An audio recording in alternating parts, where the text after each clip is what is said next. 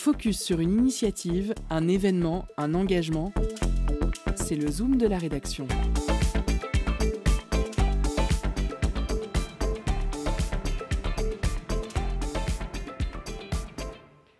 Après une première édition concluante organisée courant septembre au Café Rouge Mécanique, la Ligue 3-7 Battle prépare une deuxième session de Battle Slam et Rap a Cappella. Initialement prévue le 14 novembre prochain, les organisateurs l'organiseront finalement quelques semaines plus tard, aux alentours peut-être du 28 novembre 2020, mais dans des conditions un peu différentes. On verra pourquoi dans quelques instants. Pour en parler, on reçoit aujourd'hui Bishop, qui est fondateur de la Ligue, et Dim, le co-animateur des battles. Bonsoir à vous deux. Bonsoir. Bonsoir à vous. Pour commencer cette interview, je voudrais vous demander quelle est l'origine de ce projet. L'origine de ce projet, il est parti de quelque chose de très simple. À l'époque, c'était aux alentours de novembre-décembre. Donc c'était en 2019. Sachant que le Covid, après, il est arrivé. On avait discuté, j'avais plutôt discuté principalement parce que c'est moi qui est un instigateur du projet. On avait vu avec Caro à l'époque, qui est le président de la Script Fighter, qui est aussi une ligue de battle a cappella nantaise. Donc en fait, il y en a deux du coup aujourd'hui. Pour savoir s'il était possible de s'organiser pour en faire une, parce que j'avais envie de faire des battles déjà à l'époque, mais bon, il n'y en avait pas beaucoup sur l'Hexagone. Donc voilà, je me suis dit, on va peut-être prendre des choses en main. Et puis à l'arrivée, les choses ont fait qu'il avait des projets à côté. Et puis moi, j'avais envie de faire autre chose. Donc j'ai choisi de lancer la 3-7 Battle, ma ligue, à partir de janvier. Après, on a fait toute une communication sur Facebook jusqu'à juillet. En juillet, ça a pris forme.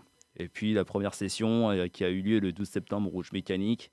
Pour les conditions que nous savons tous, à savoir le Covid, si on le fait à l'intérieur, si on le fait à l'extérieur. Bon, finalement, on l'a fait à l'extérieur. On a ramené du monde, entre 40 et 60 personnes, rien que pour le bar. Donc c'était plutôt intéressant. Puis il y avait d'autres personnes qui passaient entre-temps, qui se sont arrêtées pour voir ce qui se passait. Et dans l'ensemble, les gens ils étaient plutôt réceptifs, à l'écoute, ils participaient. Donc c'est plutôt cool. Et puis aussi, bien sûr, j'ai fait appel à Dim, qui est avec moi ce soir, pour gérer l'animation. On le fait à deux, comme ça c'est plus marrant et puis c'est plus souple aussi. C'est vrai, c'est plus souple. Et puis pour moi, c'était une belle opportunité. Bishop, on avait parlé qu'il avait un projet de créer un 3C Battle, une ligue de rap, de battle, etc. sur Nantes. Et, moi, il m'a proposé le projet. Moi, j'avais jamais vraiment animé de ma vie. Et puis, je trouvais ça super chouette de l'accompagner. Et j'ai accepté avec un grand plaisir. Voilà. Comment vous faites pour vous démarquer des autres ligues et des collectifs qui existent déjà ? On se démarque pas, en fait. Hein. Vous faites avec quoi ? C'est-à-dire qu'on fait avec les moyens du bord, quoi. Déjà, ce qui est bien, c'est que on a déjà la Street Fighter qui est déjà implantée depuis 2016. Donc, qui a amené justement une identité de battle à nantaise. Donc, on bouge pas là-dessus. C'est même pas qu'on s'aspire, quoi. C'est que c'est notre identité. Moi-même, j'ai battle à la Street Fighter Demo 3 en octobre 2018, je crois. Ou 2019, je sais même plus. Non, c'était 2018. Et donc, par rapport à ça, on va dire que la différence qu'on peut avoir avec les autres ligues, c'est que déjà, on fait des portraits. Ouais. On est deux à animer. Généralement, bien souvent, il y a deux animateurs. On va dire que on est plus concentré sur des shows, quoi. C'est-à-dire que on prend vraiment le temps de présenter les artistes, d'où ils viennent et tout ça. On présente personne par personne, on prend le temps de créer un micro-lien pendant quelques secondes avec le participant qui arrive sur scène, on l'accompagne, on laisse entre guillemets pas dans le flou et jusqu'à la fin on l'accompagne, on l'encourage, on fait marcher le public avec nous, puis on veut que chaque participant, même nous-mêmes, on soit vraiment en confiance avec qu'il y ait vraiment une bulle et que chacun puisse rentrer dans cette bulle qu'on a créée et puis que tout se passe bien, quoi.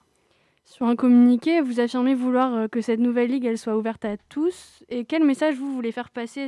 Quel est l'objectif ? Écoute, si tu veux venir faire tes armes, tu viens. Si t'as des, comment dire, pour employer un terme, une expression bien solide. Du flou ? Ouais, bah ça après le flow, tu l'as ou tu l'as pas. Vaut mieux l'avoir, c'est mieux quand même. Il ne s'agit pas Surtout seulement dans de une dire des battle. rimes et des multisyllabiques. Ça, faut avoir une voix aussi. Ah, je vais dire par là, c'est ouvert à tous dans le sens où même si t'es en difficulté, même si tu as des difficultés de santé, genre de machin, bah tu peux venir faire. Tu vois, je vais dire. Il y a des personnes qui sont schizophrènes, bah écoutez, hein, vous pouvez venir les schizophrènes, c'est pas un problème. Voilà, vraiment, par exemple, quoi. C'est vraiment c'est ouvert à tous dans le sens où toi qui fais pas de scène ou toi qui fais de la scène, tu peux venir. Voilà, c'est ça. T'as Notre, pas de, tu viens te confronter avec quelqu'un et puis tu viens mettre tes idées en avant, etc. Tu viens entre guillemets un peu te battre contre toi entre guillemets quoi. Si tu veux à peu près un exemple quoi. Voilà. Et comme je le disais tout à l'heure, donc la première battle, elle s'est déroulée au mois de septembre. Et pourquoi renouveler l'expérience aussi rapidement? parce que nous sommes en pleine période Covid. Donc faut pas se lâcher, il y a un rythme à tenir, c'est comme à la planche, quoi. Service de restauration, ça attend, là c'est pareil. Ouais. En Ouais. fait, c'est plus l'idée de bien terminer l'année quand même. Parce que voilà, ce qui a été difficile avec la première édition, c'est que déjà, il y en avait une qui était prévue en juin. On l'a décalée parce que justement, on ne savait pas spécialement qu'est-ce que ça allait donner avec la reprise des bars et des restaurants. Enfin, je vais dire leur réouverture.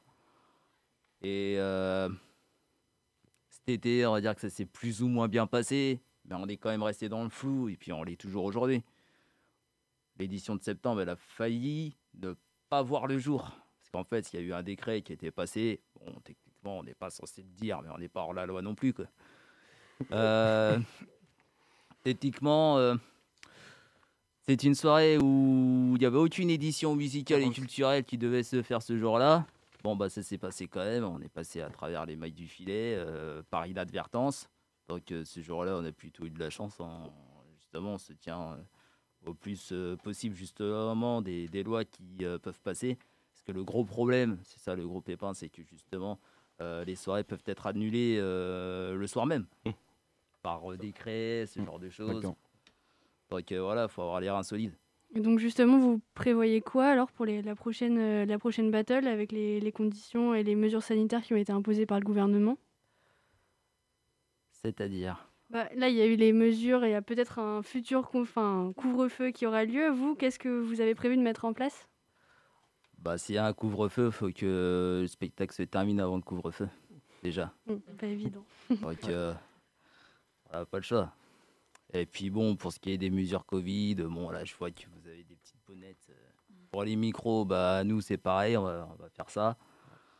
Gel hydroalcoolique, les distances à respecter, ce genre de choses. Et puis pour ce qui est du programme de la seconde édition, on va faire venir des gens qui viennent d'assez loin, voire même de plutôt loin. Il y en a qui viennent de La Rochelle, d'autres de Bordeaux, d'autres de Rennes, d'autres de Montélimar même, voire de Niort. Donc voilà. Ouais. Ça, c'est une petite ligue de battle que nous sommes en train de monter. Mais ça reste un gros truc quand même. Donc plusieurs personnes sont chargées de l'organisation de cette battle. Donc vous, Bishop, fondateur de la Ligue, et Dim, le co-animateur. Vous travaillez également avec une dessinatrice, une graphiste, 2 caméramans, ingénieurs son, des juges pour les battles. Comment elles se sont créées ces collaborations?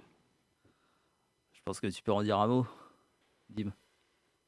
On avait envie aussi d'amener une autre touche artistique à cette battle en présentant chaque personne avec des portraits.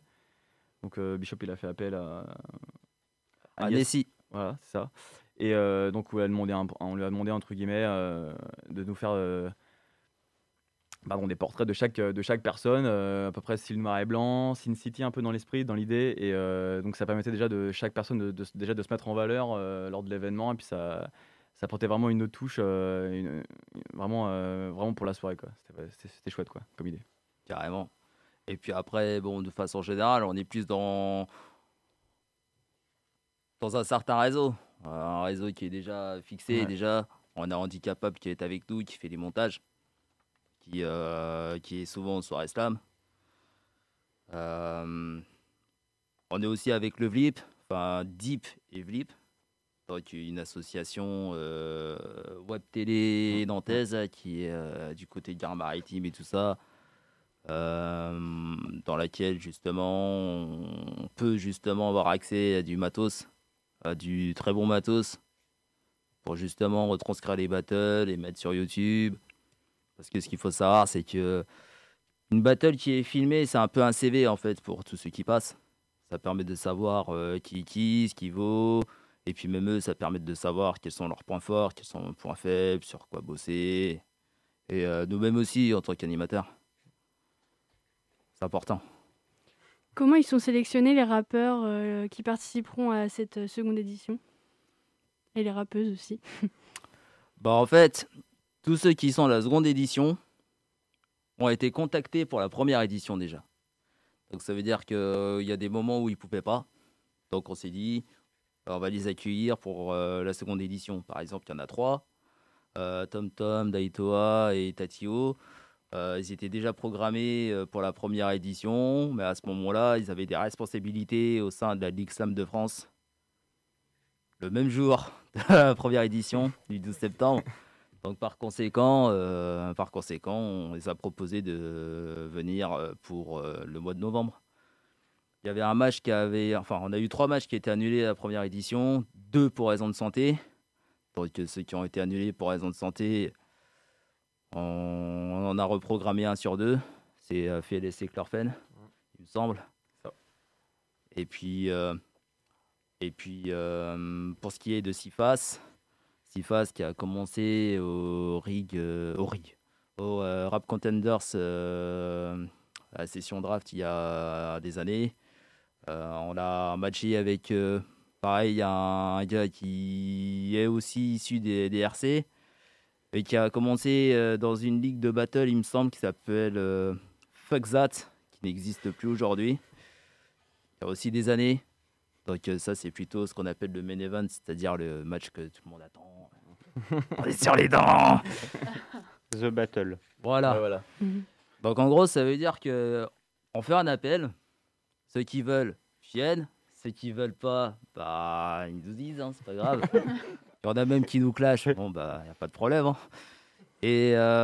Et après, on fait en fonction en fait. Ok. Bon, ben, merci à vous deux d'être venus à Prune.